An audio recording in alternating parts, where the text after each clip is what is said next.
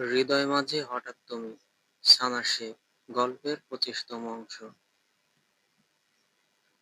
আগামীকাল তোমার ভার্সিটি আছে না? হ্যাঁ। ঘুমিয়ে পড়ো, সকালে উঠতে হবে তো। ঘুম না হলে সারাদিন ভালো লাগবে না, মাথা ব্যথা করবে, ক্লাসেও মন বসবে না, তখন আর ঘুম আসবে না। তোমাকে ছাড়া ভালো লাগে না কিছু। ১৩ বছর অপেক্ষা করেছো, সেখানে এখন ৩ মাস অপেক্ষা করতে হবে। এর মধ্যে ১৫ দিন হয়ে গেছে, আর মাত্র ২.৫ মাস আছে। এক একটা মিনিট লাগে ১ দিনের সমান।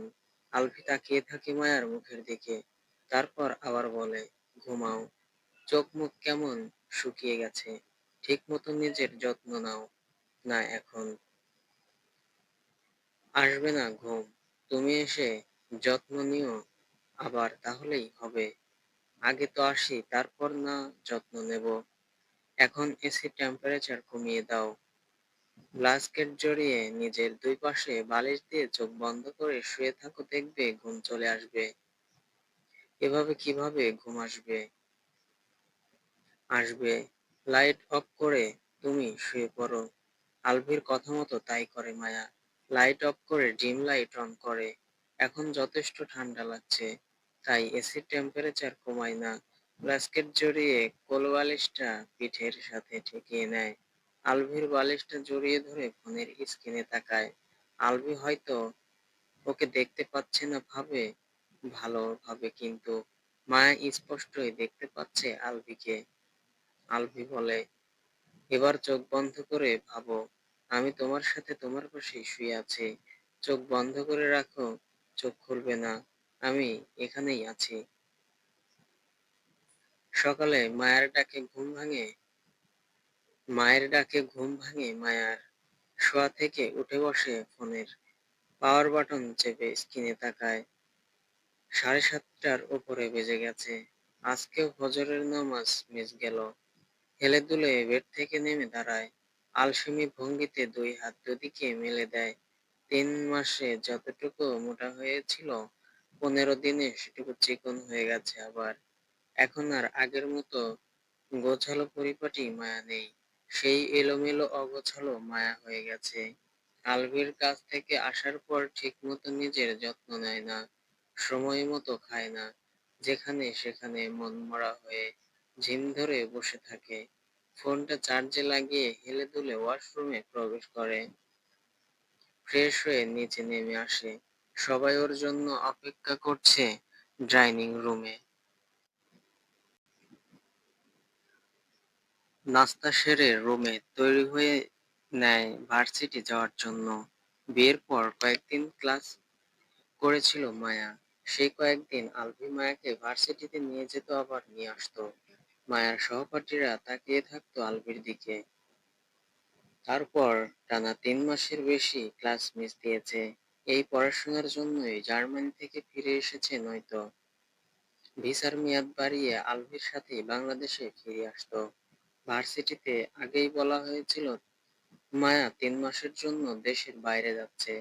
এই ৩ মাস মায়া কিভাবে পড়াশোনা করবে, তার ব্যবস্থা বাংলাদেশ থেকে করে গিয়েছিল আলভি। নিচে এসে মাহিদের সাথে বেরিয়ে যায় মায়া। ভার্সিটিতে এখন আর কেউ মায়াকে কিছু বলতে পারে না। এখন সবাই আগ বাড়িয়ে মায়ের সাথে কথা বলতে আসে। মায়া অবাক হয়। আগে যারা ওকে নিয়ে হাসাহাসি করতো, এখন তারাই ওকে ফ্রেন্ড বানাতে চায়। মানুষ এভাবে কিভাবে রং বদলাতে পারে? ভার্সিটি থেকে ফিরে ফ্রেশ হয়ে খাবার খেয়ে রুমে ফিরে আসে আলভিকে কয়েকবার কল করেও পায় না মায়া। হয়তো বিজি আছে। বেডে শুয়ে কতক্ষণ গড়াগড়ি করে উঠে দাঁড়ায়। ফোন হাতে নিয়ে রুম থেকে বেরিয়ে আসে। সোজা চলে আসে মায়ের রুমে। মেহবুবা মেহের শুয়ে আছেন বেডে। মায়াকে উঠে মায়ের শরীর ঘেঁষে শুয়ে পড়ে। মেহবুবা মেহেরের ঘুম হালকা হয়ে আসে। চোখ মেলে দেখেন মেয়ে তার বুকের সাথে মিশে শুয়ে আছে। মেয়েকে জড়িয়ে ধরে বলেন, কি হয়েছে? কিছু না। মন খারাপ? ভালো লাগছে না? আলভির সাথে কথা হয়নি? বিজি আছে বোধহয়, কল রিসিভ করছে না। ফ্রি হয়ে কল করবে। আম্মু। হুম। তোমাকে কিছু বলার ছিল, বল। মায়া মুখ তুলে মায়ের মুখের দিকে তাকায়। মেহবুবা মেহের মায়ের মুখের দিকেই তাকিয়ে আছেন। মায়ার চোখ মুখ এখন কেমন যেন দেখায়। আগের চেয়ে অনেক পরিবর্তন এসেছে মায়ার মধ্যে। কেটে গেছে আরো 2 মাস। এখন রাত 10টা বাজে। বাড়ির সবাই খাওয়া দাওয়া সেরে সোফায় বসে গল্প করছে। আগামীকাল ছুটির দিন, তাই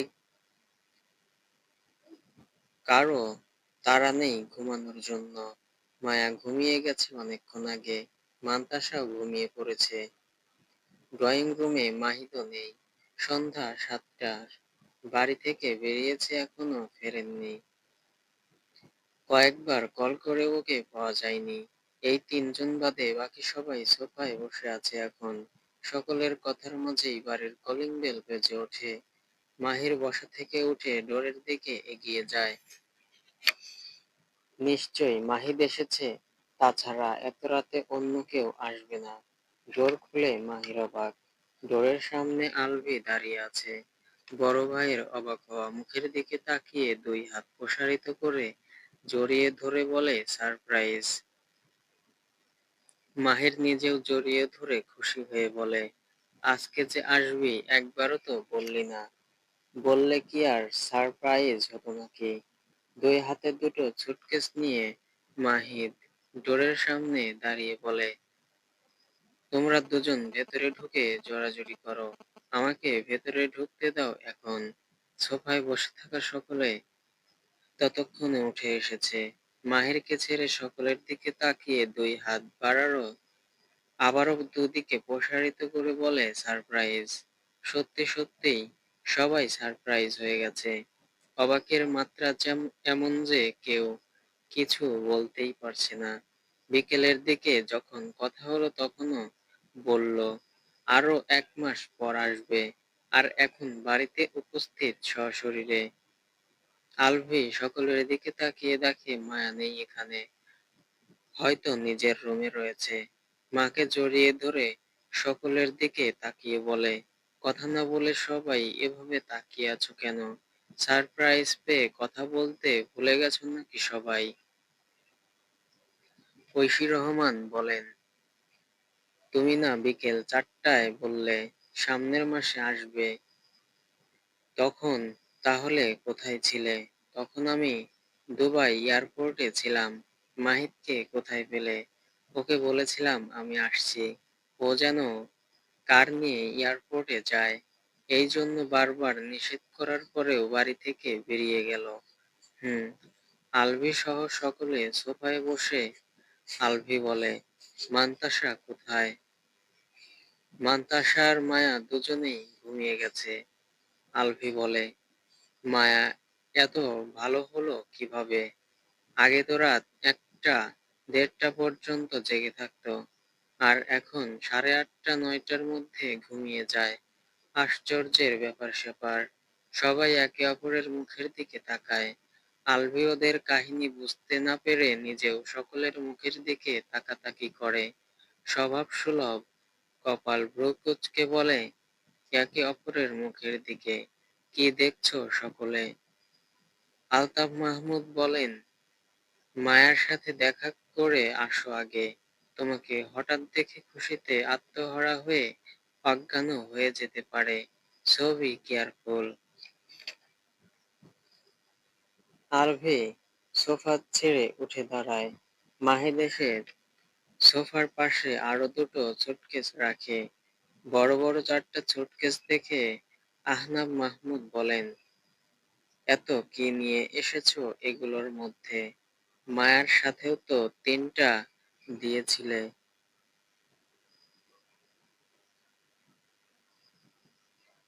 আলভি সুটকেস 4টার দিকে তাকায়। গোলাপি রঙের একটা সুটকেস দেখিয়ে বলে, এটা মান্তাসার। নীল রঙের একটা সুটকেস দেখিয়ে বলে, এটা বাড়ির সকলের জন্য।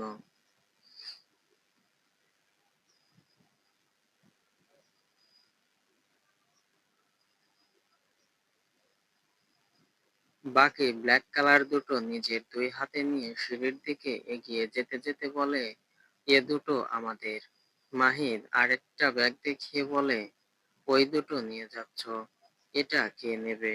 আলভি ফিরে এসে ব্যাগটা কাঁধে নিয়ে আবার সিঁড়ির দিকে এগিয়ে যায়। এই ব্যাগের মধ্যে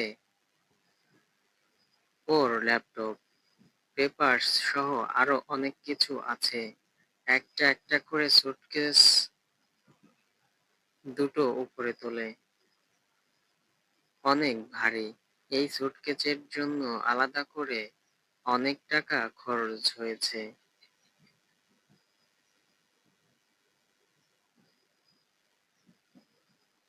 ওপরে এসে সুটকেস দুটো টেনে নিয়ে নিজের রুমের সামনে এসে দাঁড়ায়। ডোর হাত দিয়ে ঠেলাতে দিতেই খুলে যায়।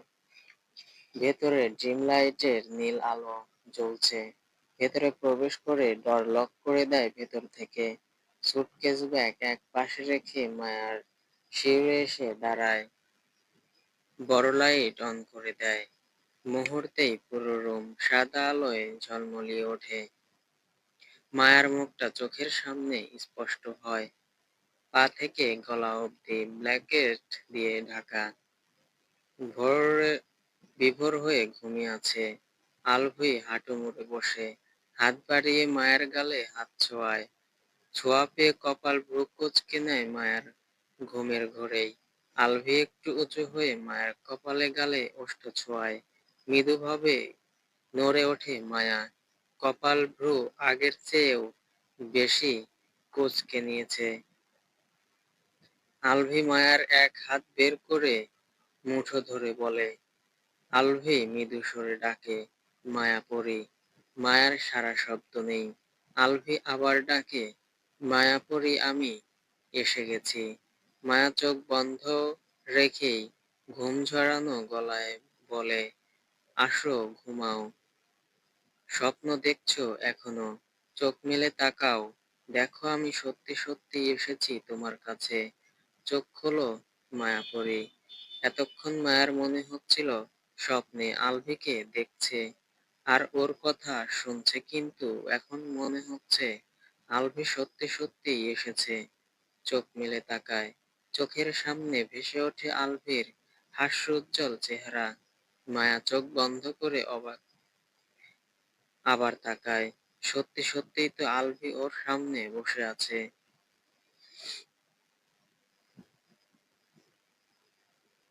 লাফিয়ে শোয়া থেকে উঠে বসে। দুই পা বেড থেকে নামিয়ে দিয়ে বসে আলভির দুই হাত হাতে আগলে ধরে কান্না জড়িত গলায় বলে, তুমি সত্যি সত্যিই এসেছো। ওপর নিচ মাথা নাড়ায় আলভি। বড় বেড থেকে নেমে আলভির কোলে বসে চড়ে বসে শক্ত করে জড়িয়ে ধরে আলভির গলা। খুশিতে আর একটা কথাও বের হয় না মায়ার মুখ দিয়ে। নিজেকে সামলাতে না পেরে কেঁদে ওঠে। আলভি নিজেও শক্ত করে জড়িয়ে ধরে বসে রইল ফ্লোরে। ৫-১০ মিনিট এভাবে প্রায় ৩০ মিনিটের মতো পেরিয়ে যায় একে অপরকে জড়িয়ে ধরে থেকে। মায়ের কান্না বন্ধ হয়ে গেছে অনেকক্ষণ আগে। এখনো আগের মতোই শক্ত করে জড়িয়ে ধরে বসে আছে। মায়ার এখনো বিশ্বাস হচ্ছে না আলভি সত্যি সত্যিই এসেছে। ওর মনে হচ্ছে এটা স্বপ্ন। আলভিকে ছেড়ে দিতে দিলেই ওর ঘুম ভেঙে যাবে আর আলভিও উধাও হয়ে যাবে। তাই ছাড়ছে না আলভিকে। আলভি মায়ার মাথায় পিঠে হাত বুলিয়ে বলে, মায়াপরি তোমার মুখটা তো একটু দেখি। কতদিন ধরে সামনে থেকে তোমাকে দেখি না।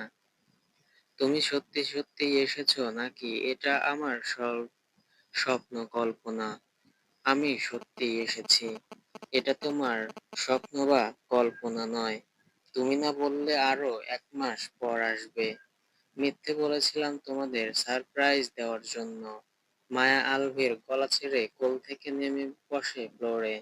আলভি মায়ার মুখ আগলে ধরে দুই হাতে। গাল দুটো আগের চেয়েও বেশি ফুলে গেছে, গোলুমোলু হয়ে গেছে। এগিয়ে ঝুঁকে পড়ে মায়ার, সারা মুখে অসংখ্য চুমু খায়, মনের তেষ্টা মিটিয়ে দেখতে শুরু করে। মায়া নিজেও তাকিয়ে আছে আলভির মুখের দিকে। আলভি আগের চেয়েও শুকিয়ে গেছে। মায়া আলভির গালে হাত রেখে বলে, আগের চেয়ে শুকিয়ে গেছো তুমি। তুমি আছো তো। এখন আবার আগের মতো হয়ে যাব। বিকেলে যখন তোমার সাথে কথা বললাম তখন তুমি কোথায় ছিলে? এত দ্রুত কিভাবে আসলে? তখন দুবাই এয়ারপোর্টে ছিলাম। মায়া আবার আলভিকে জড়িয়ে ধরে বলে, আমার এখনো বিশ্বাস হচ্ছে না তুমি এসেছো। কি করলে বিশ্বাস হবে জানি না। সারপ্রাইজ কেমন দিলাম? তোমাকেও সারপ্রাইজ দেওয়ার আছে। কি সারপ্রাইজ? মায়া আলভিকে ছেড়ে বসে আবার আলভির মুখের দিকে তাকায়। আলভিও তাকিয়ে আছে মায়ার মুখের দিকে। কি সারপ্রাইজ দেবে সেটা দেখার আশায়। মায়া আলভির ডান হাত টেনে এনে নিজের তলপেট চেপে ধরে হাসি মুখে বলে, কিছু অনুভব করতে পারছো? আলভির চোখ দুটো স্বাভাবিকের তুলনায় অনেক বড় বড় হয়ে যায়। বুকের ভেতর ধড়ফড় করতে শুরু করে। উত্তেজনায় হাত পা কাঁপতে শুরু করে। কাঁপতে থাকা হাতটা আর একটু প্রেসার দিয়ে চেপে ধরে পেটে। বাম হাতটা উঁচু করে। হাতটা কাঁপছে থরথর করে। মায়া তাকিয়ে আছে হাতটার দিকে। আলভি এক আঙ্গুল দিয়ে নিজের দিকে দেখিয়ে বলে, আমি বাবা হব? উপর নিচ মাথা নাড়ায় মায়া। আলভির মধ্যে কিছু একটা হচ্ছে। ওর হাত আগের চেয়েও বেশি কাঁপছে। ঠিকভাবে কথাও বলতে পারছে না। আবার তোতলাতে তোতলাতে বলে, সত্যি সত্যিই আমি বাবা হব? হ্যাঁ। কতদিন হয়েছে বেবির বয়স? বেবি না, বেবিদের বলো। 3 মাস পার হয়ে 4 চলছে। গতকাল চেক আপ করাতে গিয়েছিলাম। আল্ট্রাসোনোগ্রাফি করার পর ডক্টর বলেছে দুটো ভ্রূণ আছে। টুইন বেবি হবে আমাদের। আমি এবং বেবিরা তিনজনই সুস্থ আছি। আলভির হাতের কাঁপুনি আরো বেড়ে গেছে। আলভি খুশিতে আত্মহারা হয়ে গেছে, কিন্তু হাসতে পারছে না। অতিরিক্ত সারপ্রাইজ পেয়ে এখন অবস্থা খারাপ। একে তো এতগুলো দিন পর বাড়িতে এসেছে, নিজের ফ্যামিলি কাছে পেয়েছে, ভালোবাসার মানুষটাকে কাছে পেয়েছে। আবার শুনেছে বাবা হবে। এখন আবার শুনছে টুইন বেবির বাবা হবে। ফ্যামিলিকে কাছে পাওয়ার খুশি, ভালোবাসার মানুষটাকে কাছে পাওয়ার আনন্দ, বাবা হবে, এত বড় সারপ্রাইজ, উত্তেজনা, এক্সাইটমেন্ট হজম করতে পারে না আলভি। থরথর করে কাঁপতে কাঁপতে ঠাস করে পড়ে অজ্ঞান হয়ে যায়। আলভিকে এভাবে পড়তে দেখে মায়া শক। দ্রুত আলভিকে ধরে দেখে অজ্ঞান হয়ে গেছে। মায়া চিৎকার করে বাবা ভাই সকলকে ডাকে আর বারবার আলভিকে ডাকে। একটু সময়ের মধ্যেই সকলে চলে আসে ওদের রুমের সামনে। ডোর ধাক্কা দিয়ে বারবার জিজ্ঞেস করে কি হয়েছে। মায়া দ্রুত উঠে গিয়ে ডোর খুলে দেয়। হুড়মুড়িয়ে সবাই ভেতরে প্রবেশ করে। আলভিকে ফ্লোরে পড়ে থাকতে দেখে সবাই উতলা হয়ে ওঠে। মাহির আর আলতাফ মাহমুদ জগ থেকে পানি নিয়ে আলভির চোখে মুখে দিয়ে জ্ঞান ফেরানোর চেষ্টা করে। ঐশী রহমান প্রায় কেঁদেই দিয়েছেন। বাকি সবাই বেশ উতলা হয়ে আছে। আহনাফ মাহমুদ মায়ার দিকে তাকিয়ে বলে, আলভির কি হয়েছে মায়া? মায়া আলভিকে ধরে বসে আছে। কাঁদতে কাঁদতে বলে, জানি না কি হয়েছে। কিছু করেছিস? কি বলেছিস ওকে? এর মধ্যে আলভির জ্ঞান ফিরে আসে। মায়া আলভির দিকে তাকিয়ে আবার বাবার দিকে তাকিয়ে বলে, ওকে কি করব আমি? বাবা হবে সেটাই বলেছি শুধু। শোনার পর থেকেই ওর হাত কাঁপছিল। টুইন বেবি হবে সেটা বলার একটু পরেই অজ্ঞান হয়ে গেছে। আলভি উঠে বসে। মায়ার ওড়না টেনে চোখ মুখ মুছে নেয়। এখনো আলভির হাত পা কাঁপছে। মাহির বলে। চাচ্চু বলল, মায়া তোকে দেখে খুশিতে আত্মহারা হয়ে অজ্ঞান হয়ে যাবে, সেজন্য তোকে সাবধানও করে দিল। উল্টো তুই কিনা টুইন বেবির বাবা হবি শুনে অজ্ঞান হয়ে গিয়েছিলি। ঐশী রহমান বলেন, ভয় পাইয়ে দিয়েছিলে সবাইকে। আলভি এক হাতে মায়াকে জড়িয়ে ধরে বলে, এত বড় সারপ্রাইজ পেয়ে অজ্ঞান হব না তো কি হব? এত বড় সারপ্রাইজ পেয়ে অ্যাটাক যে চলে আসেনি সেটাই তো অনেক। পরপর এত বড় বড় সারপ্রাইজ পেয়েছি যে খুশি ওভারলোড হয়ে সেন্সলেস হয়ে গিয়েছিলাম। এখন বের হও সবাই রুম থেকে। মাহির রুম থেকে বের হতে হতে বলে, জীবনের প্রথম দেখলাম টুইন বেবির বাবা হবে শুনে কেউ অজ্ঞান হয়ে যায় খুশির ঠেলায়। মাহিদ বলে, আবার অজ্ঞান হয়ে যেও না। আস্তে আস্তে সবাই বেরিয়ে যায় রুম থেকে। আলভির হাত পা শরীর এখনো কাঁপছে। মায়াকে তুলে বেডে বসানোর চেষ্টা করে, তুলতে না পেরে বলে, পা ঝুলিয়ে বেডে বসো। মায়া বিনা বাক্যে বেডে উঠে বসে পা ঝুলিয়ে। আলভি মায়ার পেটে বাবার আবার হাত রাখে। পেট আগের চেয়ে অনেকটা উঁচু হয়েছে। হাত রাখলে অনুভব করা যায় পেটের ভেতর কেউ আছে। মায়ের কোমর জড়িয়ে ধরে পেটে গাল ঠেকিয়ে বসে রইল। মায়া আলভির চুলগুলো হাত দিয়ে ঠিক করে দেয়। আলভি পেটে গাল ঠেকিয়ে রেখেই বলে, 4 মাস হয়ে গেছে আর আমি আজকে জানতে পারলাম আমি বাবা হব। এতদিন কেন বলনি কেউ? যেদিন টেস্ট করিয়েছি সেদিনই বলতে চেয়েছিলাম, কিন্তু পরে আবার ভাবলাম তুমি বাড়িতে আসলে তখন তোমাকে জানাবো। সবাই মিলে তোমাকে সারপ্রাইজ দেব ভেবেছিলাম। এসেছিলাম সবাইকে সারপ্রাইজ দিতে, উল্টো সবাই মিলে এত বড় সারপ্রাইজ দিলে যে হজম করতে না পেরে সেন্সলেস হয়ে গিয়েছিলাম। মায়া হেসে ওঠে আলভির কথা শুনে। সো ফ্রেন্ডস, চ্যানেলটি সাবস্ক্রাইব করে পাশেই থাকবেন। ভুল ত্রুটি হলে ক্ষমার দৃষ্টিতে দেখবেন। এতক্ষণ সাথে থাকার জন্য ধন্যবাদ সবাইকে।